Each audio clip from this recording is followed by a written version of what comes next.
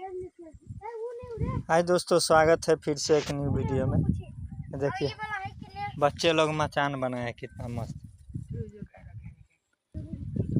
ये देखिए कितना मस्त बनाया है। ये नदी के किनारे में लकड़ा का मचान बनाया है।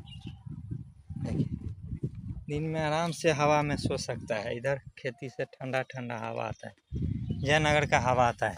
ये नीम का पेड़ है, देखिए यहाँ भी थोड़ा अच्छा आ रहा है। और ये क्या चीज़ है, जंगली लकड़ी है। देखिए इसका फर कितना गिरा हुआ है। अभी बेलू गिरा, यहाँ से चोट लग गया। मस्त हवा लग रहा है देखिए। तो चलिए दोस्तों, बाय बाय। फिर मिलेंगे अगले वीडियो में। Bye bye.